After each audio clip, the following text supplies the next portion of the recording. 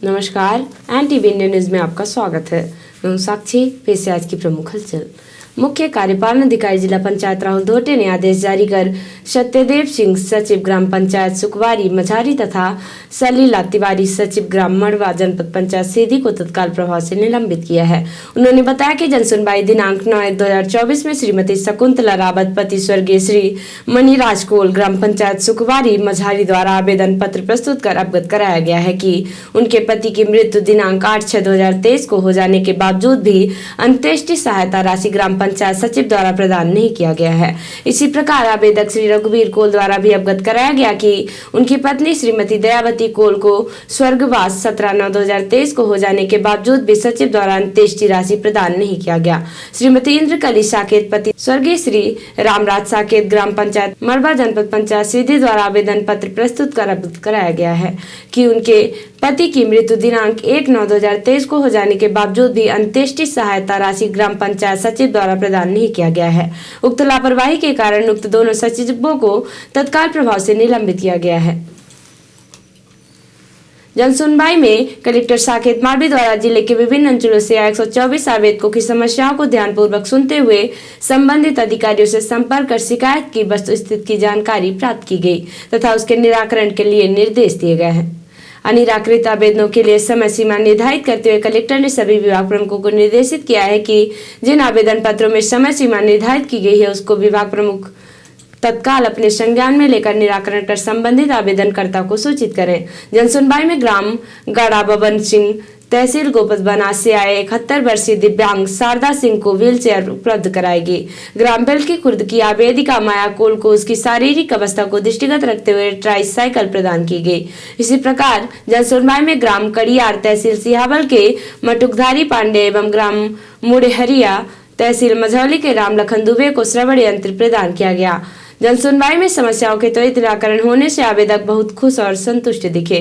इस अवसर पर मुख्य कार्यपालन अधिकारी जिला पंचायत राहुल धोटे, अपर कलेक्टर राजेश शाही, SDM गोपद बनास नीलेश शर्मा सहित जिला स्तरीय अधिकारी उपस्थित रहे।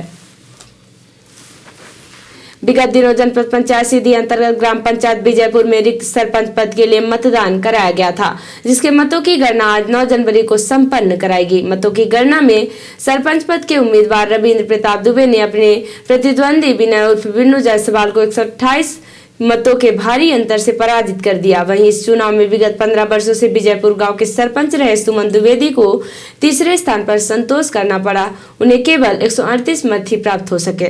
विजयपुर सरपंच पद का चुनाव जीतने के बाद रविंद्र द्विवेदी ने गांव की जनता के बीच में पहुंचकर उनका आभार व्यक्त किया। इस दौरान उन्होंने NTV इंडिया न्यूज को अपनी जीत और प्रतिक्रिया दी और कहा कि गाँव के जो भी विकास अधूरे पड़े हैं उन्हें वह पूरा करेंगे। आप बहुत ही चर्चित पंचायत विजयपुर के सरपंच चुने गए हैं, क्या कहना चाहेंगे आप अपनी जीत पर? जीत पर हम पहली बात तो अपने जनता को धन्यवाद देना चाहता हूं कि जनता ने जो हमें चुना नया सरपंच। पूर्व में सरपंच पदस्थ सुमन प्रसाद द्विवेदी थे जो 13 साल से पदस्थ थे। जनता द्वारा नकार दिया गया उनको और नया सरपंच चुना गया। आप इसी गांव के निवासी हैं, यहीं के रहने वाले हैं। जो आपके गांव में कमियां हैं, विकास नहीं हुआ, उसके लिए आप क्या प्रयास करेंगे? आप जो भी कमी है, जो शासन द्वारा जो काम पूरा नहीं हुआ है वो काम मैं अपने पूरा करेंगे और दी जान लगा देंगे। शासन द्वारा जो भी योजना आएगी विकास के लिए पूरा काम करूंगा। इस जीत में सबसे रोचक चीज क्या थी आपके लिए? सबसे जीत तो जनता का बदलाव। जनता ने बदलाव रखा था और भावना मैंने पहचान लिया था जनता का कि जनता बदलाव चाहे। मुकाबला तो कड़ा था, बहुत कड़ा था मुकाबला था और भगवती दुर्गा खड़ी थी। मुकाबला तो बहुत बड़ा था पर भगवती दुर्गा खड़ी थी। जब मैं चलता था तो वो भी साथ में चलती थी, साक्षात चलती थी साथ में। जहाँ मैं एक भी इशारा करता खड़ी हो जाती थी और सब रुकावट मेरी दूर हो जाती थी। कलेक्टर साकेत मालवी की अध्यक्षता में सोमवार 8 जनवरी को कलेक्ट्रेट सभागार में गौपालन एवं पशु संवर्धन समिति की बैठक का आयोजन किया गया। बैठक में मुख्य कार्यपालन अधिकारी जिला पंचायत राहुल धोटे सहित समिति के शासकीय एवं अशासकीय सदस्य उपस्थित रहे। कलेक्टर ने राष्ट्रीय एवं राज्य राजमार्गों में पशुओं के कारण होने वाली दुर्घटनाओं को रोकने के लिए उक्त मार्गों से पशुओं को स्थानांतरित करने की दिशा में पहल करने को कहा है। कलेक्टर ने कहा कि राजमार्गों के समीप स्थानों को चिन्हांकित कर वहां चारागाह विकसित करने तथा पशुओं बसों के लिए बाड़ी की व्यवस्था भी करें। प्रत्येक विकासखंड में कम से कम 2 स्थानों पर इसकी शुरुआत करें। कलेक्टर ने कहा कि राजमार्गों में एकत्रित होने वाले पशुओं को पूर्व से संचालित गौशालाओं में भी स्थानांतरित करने के प्रयास करें तथा उनकी टैगिंग अनिवार्य रूप से की जाए। कलेक्टर ने सभी विकासखंडों में अनुविभागीय गौशाला परियोजना क्रियान्वयन समिति की मासिक बैठकों के अनिवार्य रूप से आयोजन करने के निर्देश दिए हैं। कलेक्टर ने कहा कि जिला स्तरीय एवं खंड स्तरीय समितियों में अशासकीय सदस्यों की संख्या को बढ़ाएं। इसमें इस क्षेत्र में कार्य करने वाले समाज सेवियों को जोड़ें, जिससे इस समस्या के विषय में बेहतर विमर्श होगा और समाधान भी निकलेगा। कलेक्टर ने जिले की सभी गौशालाओं के बेहतर संचालन के निर्देश दिए हैं। साथ ही गौशालाओं के आर्थिक सशक्तिकरण की दिशा में पहल करने के निर्देश दिए हैं। सीधी पुलिस द्वारा दिनांक 1/1/2024 से 15/1/2024 तक चलाए जा रहे यातायात सड़क सुरक्षा पखवाड़ा जागरूकता कार्यक्रम के तहत पुलिस अधीक्षक डॉक्टर रविंद्र वर्मा द्वारा दिनांक 8/1/2024 को पुलिस अधीक्षक सभागार में जिले के समस्त पेट्रोल पंप संचालकों के साथ स्वयं की अध्यक्षता में मीटिंग ली जाकर माननीय उच्च न्यायालय द्वारा जारी निर्देशों से अवगत कराते हुए निर्देश दिए गए कि बिना हेलमेट एवं सीट बेल्ट वाहन चालन कर रहे चालकों को डीजल पेट्रोल न दें। साथ ही इस हेतु लोगों को जागरूक करने हेतु अपने अपने पेट्रोल पंप पर एक फ्लैक्स लगवाएं, जिससे 2 पहिया वाहन चलाते समय हेलमेट एवं 4 पहिया वाहन चलाते समय सीट बेल्ट लगाना अनिवार्य है।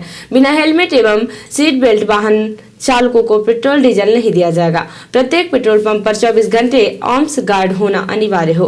प्रत्येक पेट्रोल पंप में सीसीटीवी कैमरे अच्छे क्वालिटी के हों, जिनसे व्यक्ति की पहचान की जा सके और उनको बीच बीच में आपके द्वारा चेक किया जाए। ग्रामीण क्षेत्रों के पेट्रोल पंपों में रात के समय ज्यादा राशि न रखें। पेट्रोल पंप में रखे जाने वाले गार्डों का विधिवत वेरिफिकेशन कराएं व उनकी बैंक हिस्ट्री भी चेक करें। उक्त एजेंडा बिंदुओं के अलावा पेट्रोल पंप संचालकों के द्वारा भी अपने सुझाव साझा किए गए हैं, जिन पर पुलिस अधीक्षक सीधी ने आश्वस्त किया है कि सुझावों पर पूर्ण रूप से अमल किया जाएगा। और अब पेश है प्रादेशिक हलचल। भोपाल में लोकसभा अध्यक्ष बोले, कानून सही है तो विपक्ष सहयोग करे। बिरला ने कहा, कोई भी स्पीकर नहीं चाहेगा कि सदन के सदस्य निलंबित किए जाएं। शाजापुर में कीर्तन फेरी पर पथराव से तनाव, हिंदू संगठनों का ताने पर हंगामा। सांसद बोले, जरूरत पड़ी तो आरोपियों के घर पर बुलडोजर चलाएंगे। हिट एंड रन कानून का विरोध, बालाघाट में गुरुवार से चालक परिचालक संघ की हड़ताल, फिर थम जाएंगे वाहनों के पहिए। और रीवा के गुड़ थाना के इटार पहाड़ में 31 दिसंबर से लापता युवक की जंगल में मिली लाश, परिजनों ने लगाया हत्या का आरोप। और अब इस राष्ट्रीय हलचल। भारत मालदीव तनाव के बीच लक्षद्वीप में एयरपोर्ट बनाने की तैयारी, सेना के विमान भी ऑपरेट होंगे। पीएम मोदी के दौरे के बाद एक्शन। सीएम ममता बोली, लोकसभा चुनाव से पहले मंदिर उद्घाटन बीजेपी की चाल में। मैं ऐसे उत्सवों को सपोर्ट नहीं करती जो दूसरे समुदायों को शामिल ना करें। Vibrant Gujarat global summit 2024, UAE president को रिसीव करने एयरपोर्ट पहुंचे पीएम मोदी। और महाराष्ट्र सरकार के विधायकों की अयोग्यता पर फैसला, आज शिंदे अयोग्य हुए तो मुख्यमंत्री पद जाएगा। तो ये थी आज की प्रमुख हलचल। नमस्कार।